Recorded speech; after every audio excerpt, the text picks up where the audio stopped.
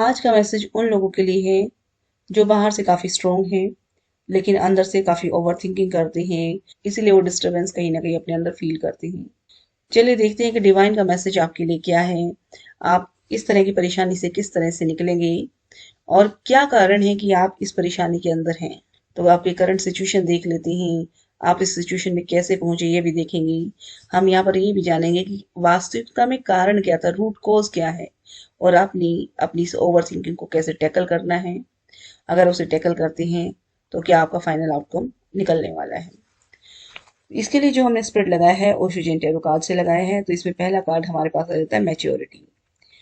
Maturity की energy first energy है जो ये कहती है कि you are a very mature person, काफी काइंड हार्टेड हैं, काफी ओपन हार्टेड पर्सन है, दिल के काफी साफ हैं। लेकिन आपके साथ प्रॉब्लम ये है कि बाहर की नेगेटिविटी आपको बहुत जल्दी टच करती है। हो सकता है लोगों के कहे गए शब्दों को आप दिल पे लगा लेती हो, उनकी एक्शन, उनका रिएक्शन, उनका बिहेवियर आपको डिस्टर्ब करता हो।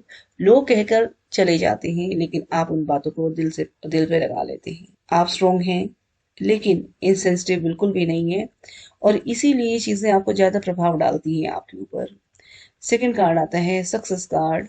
सक्सेस कार्ड भी ये कहता है कि आपने कड़ी मेहनत करी है जिंदगी में और आप काफी डिसिप्लिन रहे हैं, काफी hard working hard working person है। लीडरशिप क्वालिटी आप में है। बहुत सारे कामों को आपने एक साथ करने की कोशिश भी की होगी और इन सब ने आपको एक मुकाम तक पहुंचाया, एक पोजीशन तक पहुंचाया जहां आपकी पहचान हुई। लोग आपसे एडवाइस भी लेते होंगे, आपको फॉलो भी करते हैं, और ये सब आपको ऐसे ही नहीं मिला। आपने अपनी मेहनत के बलबूते पर इस चीज को कमाया है, इस इज्जत को कमाया है। लेकिन कामयाबी जब भी मिलती है तो उसके साथ कहीं ना कहीं आपको मेंटल प्रेशर बियर करना पड़ता है। कहीं ना कहीं लोगों की एक्सपेक्टेशंस आपसे बढ़ जाती हैं, आपकी एक्सपेक्टेशन खुद से बहुत ज़्यादा हो जाती है, और उनको फुलफिल करने के लिए आप जी तोड़ मेहनत करते हैं। और यही से शुरू हो जाती है ओवर थिंकिंग की शुरुआत। आप सोचने लग जाते हैं, बहुत ज़्यादा सोचते हैं। देन नेक्स्ट कार्ड है क्लिनजिंग द पास्ट। जब ये कार्ड आएगा तो ये कहता है कि आप अपने पास्ट के बारे में, अपने अतीत के बारे में, गुजरे हुए ज़माने के बारे में बहुत ज़्यादा सोचते हो, पुरानी बातों के बारे में सोचते हो, पुराने दुख जिन्होंने आपके अंदर कड़वाहटें भरी है उनके बारे में ज़्यादा सोचते हो। इसी वजह से आप मानसिक तनाव महसूस करते हैं, मेंटल कॉन्फ्लिक्ट्स आपके अंदर चलते हैं, और यही आपके मानसिक कलेश का एक कारण है। आपका दिमाग इन चीज़ों को छोड़ना चाहता है लेकिन आपका हार्ट अभी तक उन चीज़ों को होल्ड करके रखा है, पकड़ के रखा हुआ है, और इन चीज़ों को जाने नहीं देना चाहता। अब मेन कारण क्या है कि आप इस तरह की महसूस क्यों करती हैं? क्योंकि आपकी खुद की एनर्जी कुछ ऐसी है कि आप इस तरह की चीज़ों को महसूस करते हैं। तो आपकी जो मेन एनर्जी है, जो मेन रूट कॉज है, इन सारी प्रॉब्लम्स की जो जड़ है, वो है सोर्स का। सोर्स कार्ड ये कहता है कि आपके अंदर एक जुनून है, कुछ बेहतर करने की चाह है, खुद को प्रूव करना चाहते हो, अपनी लाइफ में कुछ ना कुछ आप बनाना चाहते हो, करना चाहते हो। आप एक महत्वाकांक्षी पर्सन हो। ठीक है, अपनी आपने एक जगह बनाई है और बनाना भी चाहते हो, ये कार्ड ये बताता है। हो सकता है आपकी एक्सपेक्टेशंस खुद से बहुत ज्यादा रही हैं लाइफ में, ये कार्ड ये भी कहता है। और जब ये एक्सपेक्टेशंस पूरी तरह से नहीं मीट आउट होती, आप अपने ऊपर, अपने जो आपने चाहा उन चीज़ों का पूरा नहीं कर पाते हो, खरे नहीं उतर पाते हो, तो आपको कहीं ना कहीं डिससेटिस्फेक्शन हो जाता है। खुद पर आप पूरी तरीके से भरोसा नहीं कर पाते, खुद को आप कम आंकने लग जाते हो। यहाँ पर ये कार्ड ये भी कहता है कि आप दूसरों की वजह से परेशान नहीं है, आप खुद की वजह से ज्यादा परेशान है। जो आप पाना चाहते हो, जो आप करना चाहते हो, वो आप कहीं ना कहीं कर नहीं पाए। और सच यही है कि आप कमजोर नहीं है, एम्बिशियस ज्यादा हो, इमेच्योर नहीं हो, सेंसिटिव ज्यादा हो। आप फेल नहीं हुए लेकिन आपकी एक्सपेक्टेशंस खुद से ज्यादा है, और उन्हीं एक्सपेक्टेशंस को मीट करने के लिए आप कहीं ना कहीं ओवर थिंकिंग कर रहे हैं। अब इस ओवर थिंकिंग का सॉल्यूशन क्या है? यहाँ पर नेक्स्ट कार्ड आता है कंट्रोल। ये क्लियर मैसेज है कि आपको अपनी सोच पर अंकुश लगाना होगा। जो थॉट बार बार आपको गिल्टी महसूस करा रही हैं, आपको हीन भावना आपके अंदर डाल रही हैं, उनको आपको रोकना होगा। आपका दिमाग बहुत शार्प है, इंटेलेक्ट बहुत इंटेलिजेंट है आप, राइट। आपका दिमाग बहुत तेज चलता है, लेकिन वही शार्प माइंड, क्योंकि हमारी फिजिकल बॉडी उतनी शार्प नहीं होती या समय आपके दिमाग जितना तेज नहीं चल पाता, तो इस वजह से आपको नेगेटिव डायरेक्शन में ज़्यादा लेके जाता है।